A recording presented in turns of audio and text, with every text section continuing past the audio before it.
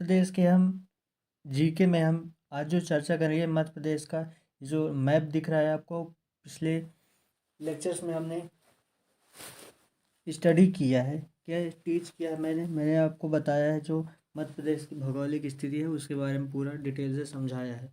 अब इस लेक्चर में हम लोग देखेंगे कि मध्य प्रदेश के जो प्रमुख क्या मध्य प्रदेश के प्रमुख भौगोलिक क्षेत्र में पहला इंट्रोडक्शन हुआ था, उसमें जो भी पठार पर्वत है उसके बारे में हम लोग चर्चा करेंगे। और भारत की मध्य प्रदेश की जो राज्य व्यवस्था इसका संगठन कैसे हुआ था, ये पूरा हमने जो 4-5 लेक्चर हैं वो कवर कर लिए हैं। यदि उनमें कोई भी दिक्कत हो तो आप लोग कमेंट कर सकते हो। उसका जो अगेन 2.0 वॉल्यूम है उसको वो हम अप्लाई कर देंगे, बना देंगे। तो देखिए ये मैप आपको आपके पास नहीं तो स्क्रीनशॉट करके रख लो आप। ये पूरे एमपी दिख रहा है। यहाँ एक पिछले लेक्चर्स में कुछ चीज़ रह गई थी, केवल 2 पॉइंट रह गए थे। वह कौन सा डिस्ट्रिक्ट है जो सबसे ईस्ट में है? तो यहाँ आपका सिंगरौली है। अब कम बना था क्योंकि ये नए नए ज़िले हैं, इसलिए आपको याद रखने की ज़रूरत है। सिंगरौली बना था 24 मई 2008 को, ये यहाँ पास लिखा हुआ है। और वहीं गुजरात में है आपका सबसे वेस्ट ज़िला, तो वेस्टर्न डिस्ट्रिक्ट है। 17 मार्च 2008 को बना था अलीराजपुर, झाबुआ के एकदम बगल से। और यहाँ गुजरात तो आपको पता है, मैप में पूरा दिखा दिया गया था।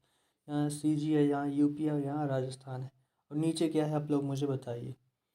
देखिए पड़ोसी राज्य सीमाएं ये तो सब आपको पता ही है, मैप में पूरा अच्छी तरह से बता दिया गया है। अब हम दो लोग, हाँ अभी एक और डिस्ट्रिक्ट है जो नया नया बना है, उसको आप लोग को याद रखने की ज़रूरत है। तो यहाँ देखिए ये है निमाड़ी जिला, ये बना है 1 अक्टूबर 2018 को। और मध्य प्रदेश के करंट सीएम जो है शिवराज सिंह चौहान, उनके द्वारा बनाया गया है निमाड़ी जिला। तो आप लोग बताइए कि जो निमाड़ी डिस्ट्रिक्ट है वो कितने स्क्वायर निमाड़ी डिस्ट्रिक्ट कितने स्क्वायर किलोमीटर का है, उसका पूरा एरिया।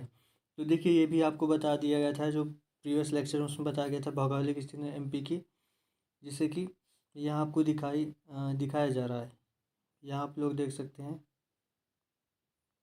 ये मध्य प्रदेश की भौगोलिक स्थिति। यहाँ यूपी, राजस्थान, गुजरात और ये कहाँ सीजी, और यहाँ कुछ देर बाद यहाँ बिहार लग जाता है।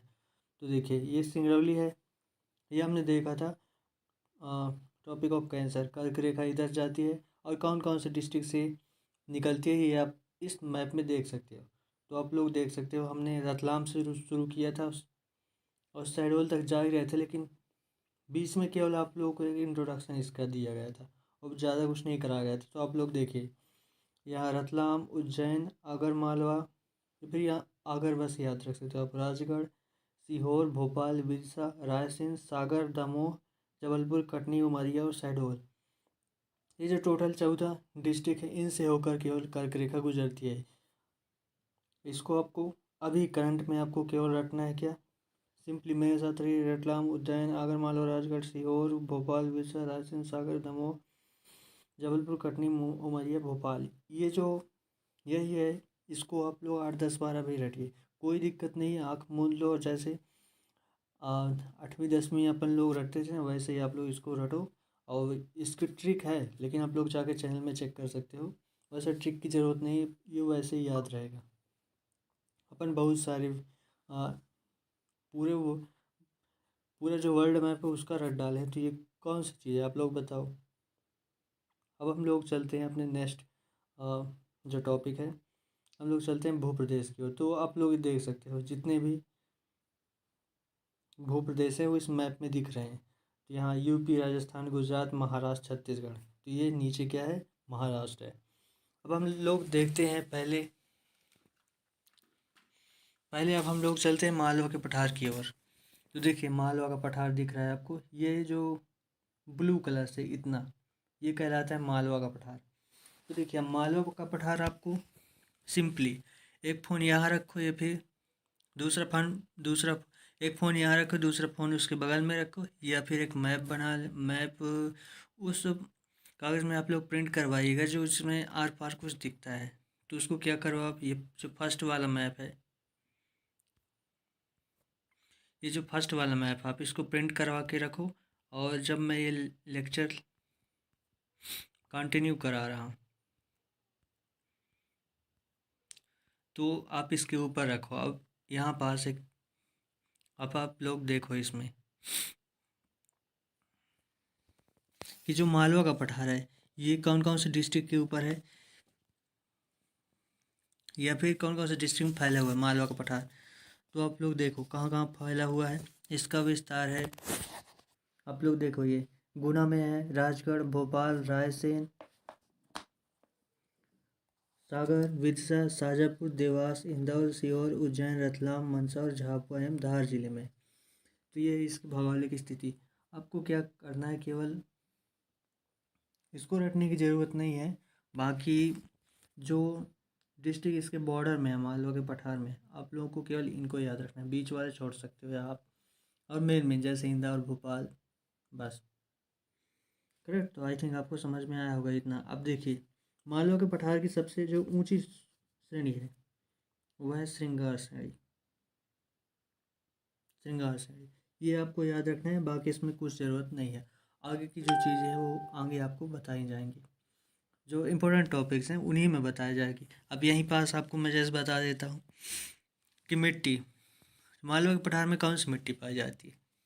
हाँ, मालवा के पठार से के बगल से कौन सी रिवर निकलती है, ये आप लोग को इस मैप में दिख रहा है, लेकिन ये अभी आप लोगों को केवल जितना बताएगा उतना बस याद रखो, ज़्यादा प्रेशर डालने की ज़रूरत नहीं है सिर पे।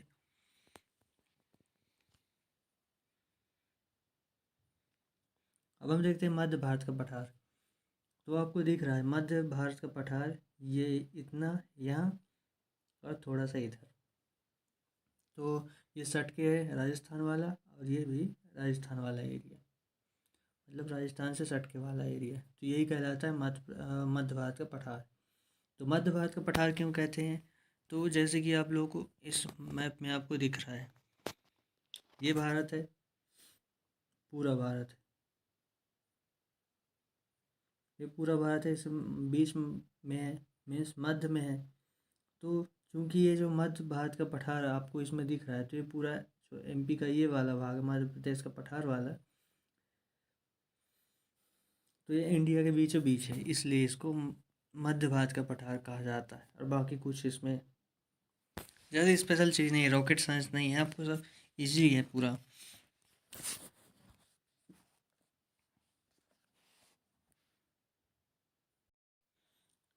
तो मध्य भारत का पठार आप लोग देख सकते हैं। और ऊपर चलते हैं, थोड़ा सा देख लेते हैं कौन कौन से डिस्ट्रिक्ट इसमें आते हैं। तो ये डिस्ट्रिक्ट आप लोगों को दिख रहे हैं पूरी, ये आपको डिस्ट्रिक्ट दिख रहे हैं और यहाँ ये डिस्ट्रिक्ट दिख रहे हैं।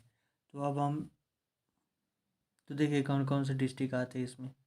ये यहाँ आप देखो, एक नज़र मारो, अब यहाँ देखो आप, तो देखो आप इसमें कौन कौन से डिस्ट्रिक्ट, कुछ अंदाज से लग रहा है। तो देखो भिंड और मुरैना, भिंड मुरैना ऊपर ही आपको दिख रहे हैं, ये भिंड मुरैना। अब आगे कौन सा दिख रहा है, ग्वालियर दिख रहा है, शिवपुरी दिख रहा है, और ये गुना है, और नीमच, मंदसौर। और कोई आपको दिख रहा है डिस्ट्रिक्ट, शिवपुर है। तो ये ज़िले हैं जो आते हैं इसके अंतर्गत, और यही आपको याद रखना है, और ज़्यादा इसमें कुछ नहीं याद रखना है। कौन कौन सा, केवल आप मैप का इतना भाग याद रखो यहाँ, और इतना भाग, बस इतने में ही है। तो आप लोग देखो इधर इतना दिख रहा है, अब हम चलते हैं आगे, और यहाँ ये उतना ही दिख रहा है।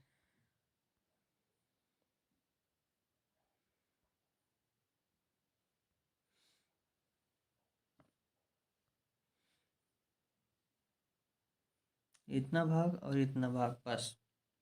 अब हम चलते हैं नेक्स्ट। नेक्स्ट कौन सा है, नेक्स्ट आपको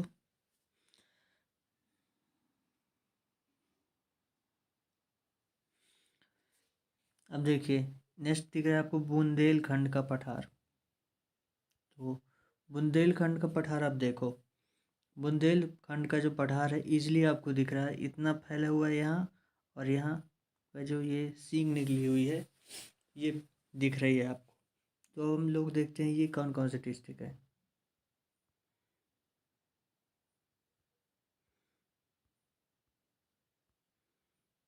तो देखिए इसमें आपको क्लियरली दिख रहा है, इसमें आपको क्लियरली दिख रहा है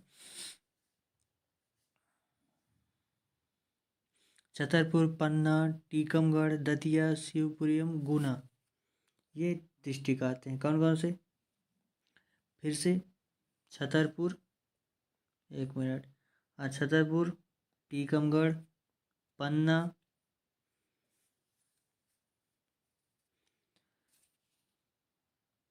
दतिया, शिवपुरी, ये दतिया शिवपुरी, और निमाड़ी भी आपको दिख रहा है, निमाड़ी आ गया। और इसके अलावा कौन कौन से डिस्ट्रिक्ट आपको दिख रहे हैं, गुना एक और। तो ये डिस्ट्रिक्ट इसमें आते हैं बुंदेलखंड के पठार में। और आई थिंक यहाँ आपको क्लियर हो गया होगा। अब नेक्स्ट बात यह है कि जो बुंदेलखंड का पठार है, तो बुंदेलखंड का पठार इसको क्यों कहते हैं, बुंदेलखंड का इस पठार इसलिए कहा जाता है क्योंकि यहाँ जो बुंदेलखंडी हैं वो निवास करते हैं। बुंदेलखंडी मीन्स एक अलग लैंग्वेज यहाँ बोली जाती है, जिसको बुंदेलखंडी भी कहते हैं। तो यह पठार बुंदेलखंड नीस नामक प्राचीन चट्टानों से बना हुआ है। कौन से, नीस नामक प्राचीन चट्टानों को आप लोगों को ये याद रखना है, नीस नामक प्राचीन चट्टानों से।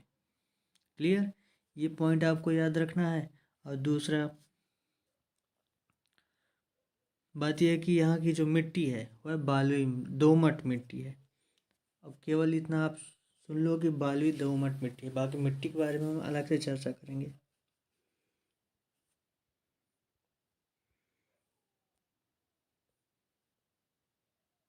अब देखिए विंध्याचल श्रेणी, अब विंध्याचल श्रेणी आपको दिख रही है, ये है विंध्याचल श्रेणी।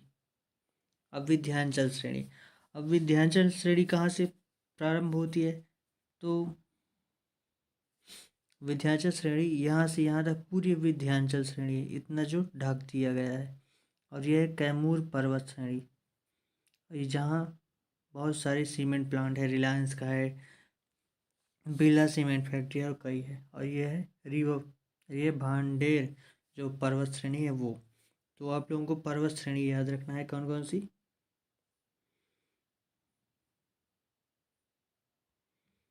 विंध्याचल पर्वत श्रेणी, भांडेर पर्वत श्रेणी, कैमूर पर्वत श्रेणी, और कौन कौन सी, सतपुड़ा पर्वत श्रेणी, सतपुड़ा पर्वत श्रेणी ये दिख रही है आपको ये, और ये मैकाल पर्वत श्रेणी। बाकी यही कि ये जो पर्वत श्रेणी है ये याद रखनी है कि एमपी में है, पाई जाती हैं। और कौन कौन सी डिस्ट्रिक्ट पाई जाती हैं ये आप लोगों को देखना है इधर से, यहाँ से। तो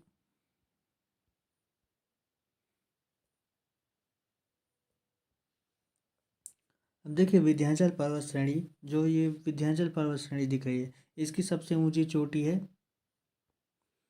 जो यहाँ पाई जाती है, ये है सोन, सॉरी सोन नदी यहाँ से निकलती है, लेकिन यहाँ की जो सबसे ऊंची जो चोटी है वो है अमरकंटक। तो अमरकंटक यहाँ से है, और यहीं से अमरकंटक से निकलती है सोन नदी। और कौन सी नदी निकलती है ये आप लोगों को मुझे बताना है। तो देखिए जो ये विंध्याचल पर्वत श्रेणी है, इसकी आपको जो फिजिकल लोकेशन है ये पूछा जाएगा। तो फिजिकल लोकेशन आप लोगों को यहाँ ये कहाँ पाई जाती है, इसके इसके अगल बगल कौन कौन सा है, तो नीचे नर्मदा सोन घाटी है, यहाँ बुंदेलखंड का पठार है, यहाँ रिवर पन्ना का पठार है, और यहाँ ये। तो आप लोगों की इसकी पूरा जो लोकेशन है ये पूरा मैप आपके माइंड पे छप जाना चाहिए।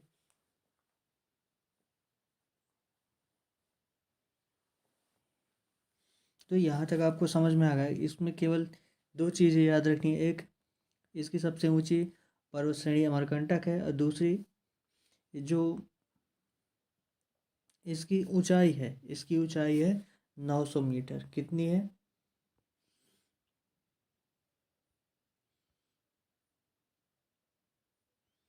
900 मीटर। और बाकी कुछ नहीं, इसमें केवल 2 पॉइंट याद रखने हैं। करेक्ट। अब हम चलते हैं अरावली पर्वत श्रेणी की ओर। तो अरावली पर्वत श्रेणी आपको दिख रही है इधर।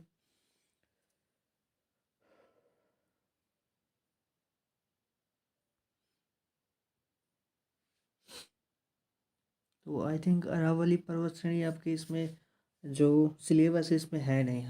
हम चलते हैं कैमूर पर्वत श्रेणी की ओर।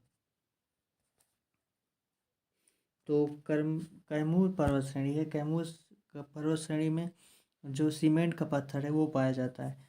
तो जो कैमूर पर्वत श्रेणी है, नर्मदा नदी के जो यहाँ देख रहे हैं आप, नर्मदा सोन घाटी जो देख रहे हैं आप,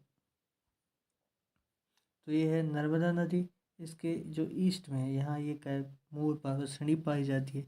ये आपको लोकेशन याद रखना ही है, और बाकी कुछ नहीं। इसका निर्माण जो हुआ है, इसका निर्माण आपको देख रहे हैं, जिससे इसका निर्माण है उससे इसका भी हुआ है। तो ये पहले एक ही थे, लेकिन बाद में घिस घिस कर इतना बची है।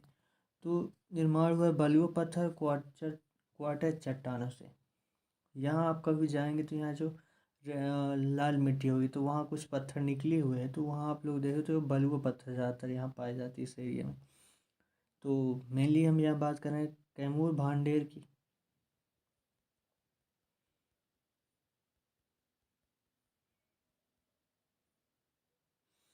तो ये भांडेर और एक कैमूर, यहाँ दोनों जगह यही पत्थर पाए जाते हैं, बाकी कुछ नहीं है इसमें। जो इसकी वजह से इसमें कुछ छोटे ऊंचे नहीं है, लेकिन लगभग इसकी बराबर ही इसकी एवरेज हाइट है।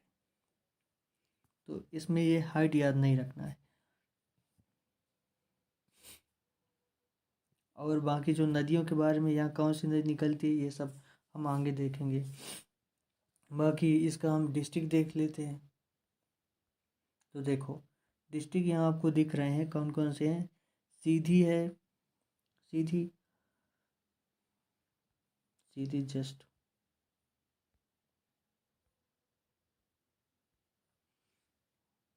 यस, सीधी। दूसरा सतना, और ये रीवा, पन्ना, और छतरपुर। इतना, आई थिंक इतना समझ में आया होगा। कैमूर भांडे श्रेणी है, ये इतने में ही गायब हो जाती है। करेक्ट। अब हम चलते हैं नेक्स्ट वो की ओर।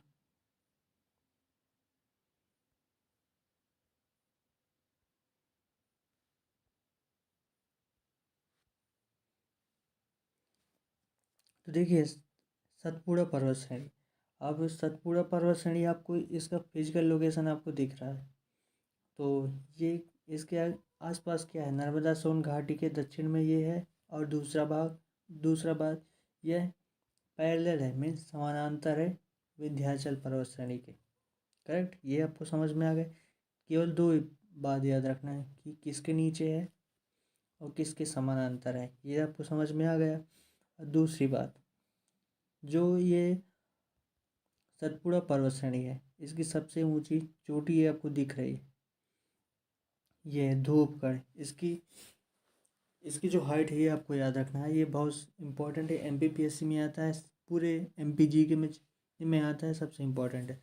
धूप धूपगढ़, इसकी सबसे ऊंची जो हाइट है वो है 1350 मीटर।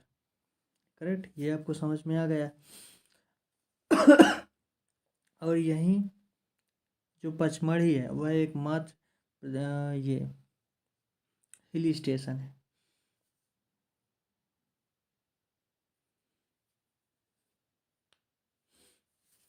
तो क्या है, एकमात्र जो एमपी का, पूरे एमपी का जो हिल स्टेशन है यही है। हिल स्टेशन मीन्स ये आपको मुझे कमेंट बॉक्स में बताना है। इतना आपको समझ में आ गया। हाँ, और एक बात, जो ये शुरू होता है, यहाँ पास है राजपीपला की पहाड़ी। और यहाँ ख़त्म कहाँ होता है ये आपको दिख रहा है, पूरा लास्ट तक चला गया है। तो यहाँ ये पश्चिमी घाट पूरा यहाँ से इतना लग जाता है, इतना इधर पश्चिमी घाट है। तो इधर शुरू हुआ राजपा पीपला की पहाड़ियों से, यहाँ ख़त्म होता है पश्चिमी घाट। इतना आपको समझ में आ गया। केवल इतनी ही चीज़ें, 4 चीज़ें इसमें याद रखनी है। करेक्ट। अब देखिए हम जो लोग आगे देखते हैं मैकाल पर्वत श्रेणी, तो मैकाल पर्वत श्रेणी आपको दिख रही है, जैसे ये है मैकाल पर्वत श्रेणी। तो मैकाल पर्वत श्रेणी में कौन कौन से डिस्ट्रिक्ट आपको मिलेंगे? आपको यहाँ आप इसको इतना देख लो ध्यान से। अब आप इधर देखो, यहाँ दिख रहे हैं आपको, तो कौन कौन से डिस्ट्रिक्ट आपको दिख रहे हैं?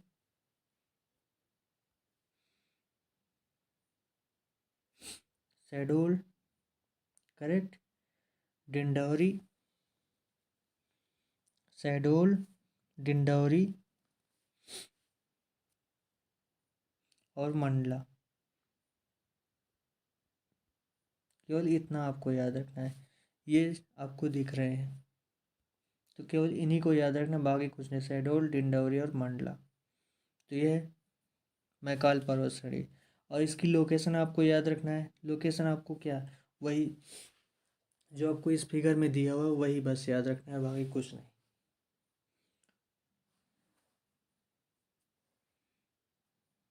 तो आई थिंक इतना आपको समझ में आया होगा। अब देखिए नर्मदा सोन घाटी।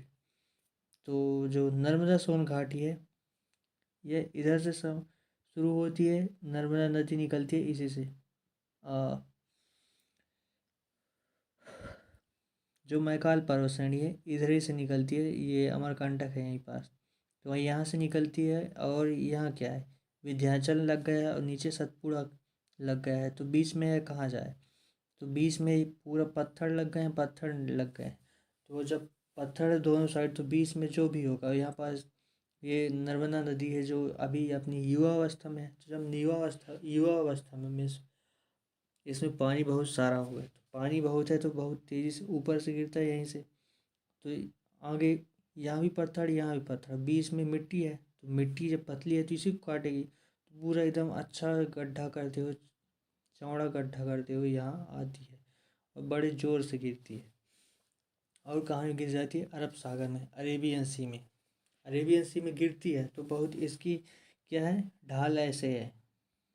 तो ढाल है तो बीच में जो भी होता है सबको उठा के ये अरेबियन सी में डाल देती है। तो एक ऐसी पहली ऐसी नदी है। तो कौन सी ऐसी नदी है प्रदेश की जो आगे क्या नहीं बनाती, ये आप लोग को मुझे बताना है।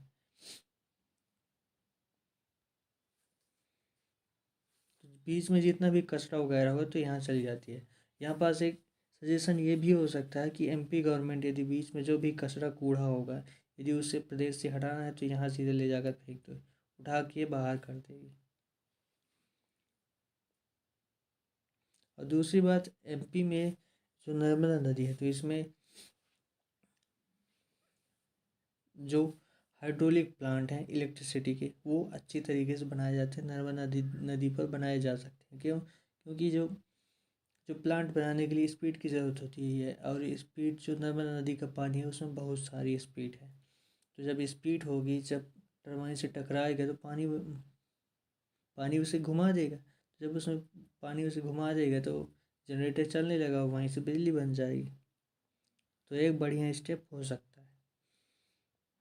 तो आई थिंक ये आपको पूरा जो मध्य प्रदेश की जो भू आकृति है ये आपको समझ में आई होगी। उसमें कुछ भी दिक्कत हो, कहीं भी प्रॉब्लम हुई हो तो आप लोग कमेंट करके पूछ सकते हो। और यहाँ एक चीज़ तो जाते जाते रह ही गया। देखिए ये आपको दिख रहा है बुरहानपुर का दर्रा। अब दर्रा किसको कहते हैं? जैसे पहाड़ी है, बीच में कुछ भी भाग है जो इतना छोटा सा रास्ता होता है जहाँ पत्थर घिस जाता है फिर कट जाता हुआ, तो उसी कहते हैं दर्रा। यहाँ से इन दोनों के बीच में जो ये इधर ये पहाड़ पत्थर रहते हैं, इन दोनों के बीच में एक छोटा सा रास्ता होता है जो आने जाने के लिए रहता है। जैसे यहाँ पास आप देख सकते हो, यहाँ भी पहाड़ी, यहाँ भी पहाड़ी, बीच में रास्ता है, इसको कहते हैं, यही है दर्रा। चूँकि ये बुरहानपुर के पास स्थित है इसलिए इसको बुरहानपुर दर्रा बोलते हैं, बाकी कुछ नहीं। तो वीडियो आपको अच्छा लगा हो तो लाइक करिए, शेयर करिए, हेल्पफुल लगा हो अपने फ्रेंड्स के